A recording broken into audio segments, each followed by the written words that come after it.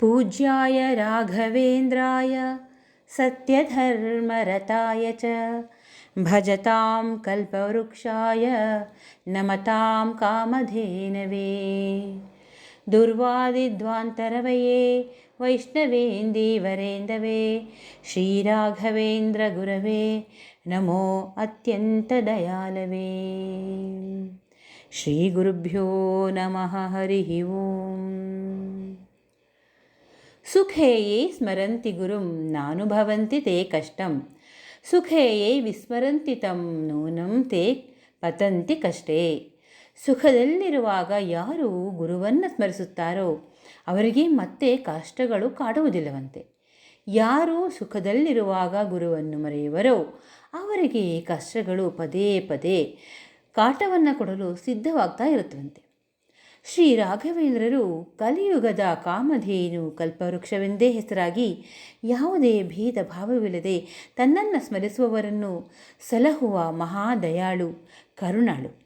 ರಾಯರ ಜನನದಿಂದ ಬೃಂದಾವನ ಪ್ರವೇಶದವರೆಗಿನ ಸಂಕ್ಷಿಪ್ತ ಪರಿಚಯವನ್ನು ಈ ಸಂದರ್ಭದಲ್ಲಿ ಮಾಡಿಕೊಳ್ಳೋಣ ವೀಕ್ಷಕರೇ. ರಾಯರ ಮೂಲ ರೂಪ ಶಂಕುಕರ್ಣ. ಸತ್ಯಲೋಕದಲ್ಲಿ ಬ್ರಹ್ಮನಿಗೆ ವಿಷ್ಣುವಿನ ಪೂಜೆಗೆ ಬೇಕಾದ ಹೂಗಳನ್ನು ಅತ್ಯಂತ ಶ್ರದ್ಧಾ ಭಕ್ತಿಯಿಂದ ತಂದುಕೊಡುವ ಕೈಂಕರ್ಯ ಮಾಡಿಕೊಂಡಿದ್ದವರು ಶಂಕುಕರ್ಣ. ಕಲಿಯುಗದಲ್ಲಿನ ಇವರ ಅವತಾರಗಳು ಶ್ರೀ ಪ್ರಹ್ಲಾದರಾಜರು, ಶ್ರೀ ಬಾಹ್ಲಿಕರಾಜರು, ಶ್ರೀ ವ್ಯಾಸರಾಜರು, ಶ್ರೀ ರಾಘವೇಂದ್ರರು. ರಾಘವೇಂದ್ರರ ಪೂರ್ವಾಶ್ರಮದ ಹೆಸರು ವೆಂಕಟನಾಥ.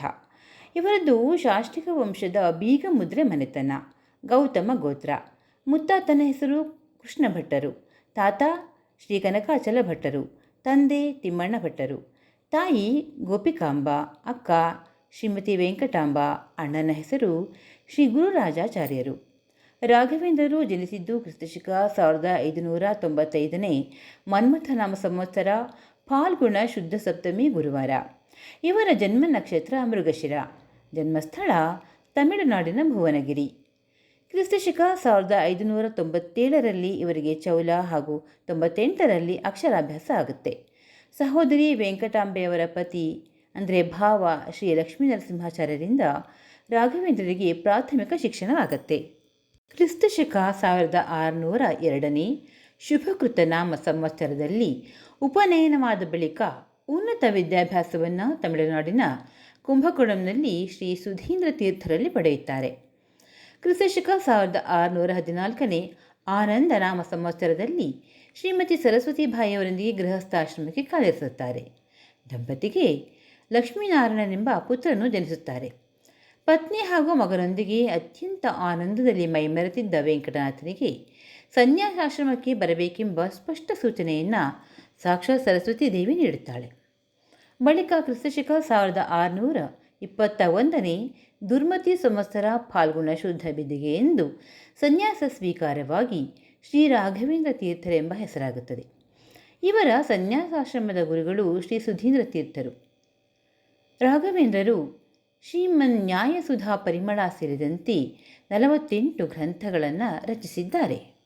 ಮಹಾಭಾಷ್ಯ ವೆಂಕಟನಾಥಾಚಾರ್ಯ, ಪರಿಮಳಾಚಾರ್ಯ ಎಂಬುವು ರಾಘವೇಂದ್ರರಿಗಿರುವ ಬಿರುದುಗಳು. ಸನ್ಯಾಸಾಶ್ರಮದ ಇವರ ನೇರ ಶಿಷ್ಯರು ಶ್ರೀ ಯೋಗೀಂದ್ರ ತೀರ್ಥರು. ಸಹಸ್ರಾರು ಮಂದಿ ಭಕ್ತರನ್ನು ಉದ್ಧರಿಸಿ ಅಜ್ಞಾನಿಗಳನ್ನು, ರೋಗಿಗಳನ್ನು, ಪತಿತರನ್ನು ಕಾಪಾಡಿ ಅಂಧರಿಗೆ ಕಣ್ಣು ಕೊಟ್ಟು ಮೂಗನಿಗೆ ವಾಕ್ಸಿದ್ಧಿಯನ್ನು ಕೊಟ್ಟಂತಹ ಕಾಮಧೇನು ಕಲ್ಪವೃಕ್ಷರು ಶ್ರೀ ರಾಘವೇಂದ್ರ ರಾಯರು. ಕ್ರಿಸ್ತಶಕ 1671 ವಿರೋಧಿಕೃತ ನಾಮ ಸಂವತ್ಸರ ಶ್ರಾವಣ ಬಹುಳ ಬಿದಿಗೆ ಶುಕ್ರವಾರದಂದು ಸಶರೀರಿಯಾಗಿ ಬೃಂದಾವನ ಪ್ರವೇಶವನ್ನು ರಾಯರು ಮಾಡ್ತಾರೆ. ಈ ಬೃಂದಾವನ ನಮ್ಮೆಲ್ಲರಿಗೂ ತಿಳಿದಿರುವಂತೆ ಮಂಚಾಲೆ ಅಥವಾ ಮಂತ್ರಾಲಯದ ತುಂಗಭದ್ರಾ ತೀರದಲ್ಲಿದೆ. ಶ್ರೀ ಗುರು ರಾಘವೇಂದ್ರರ ಜನಪ್ರಿಯ ಸ್ತೋತ್ರವಾದ ಶ್ರೀ ಪೂರ್ಣಬೋಧ ಗುರುತೀರ್ಥ ಪಯೋಬ್ಧಿಪಾರ ಎಂದು ಆರಂಭವಾಗುವ ಸ್ತೋತ್ರವನ್ನು ರಚಿಸಿದವರು ಶ್ರೀಮದ್ ಅಪ್ಪಣ್ಣಾಚಾರ್ಯರು.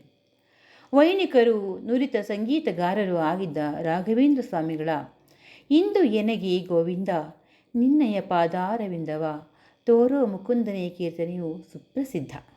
ರಾಯರ 353ನೇ ಆರಾಧನಾ ಮಹೋತ್ಸವದ ಈ ಸಂದರ್ಭದಲ್ಲಿ ಇದಿಷ್ಟು ಅವರ ಸಂಕ್ಷಿಪ್ತ ಪರಿಚಯ. ಧನ್ಯವಾದಗಳು ವೀಕ್ಷಕರೇ.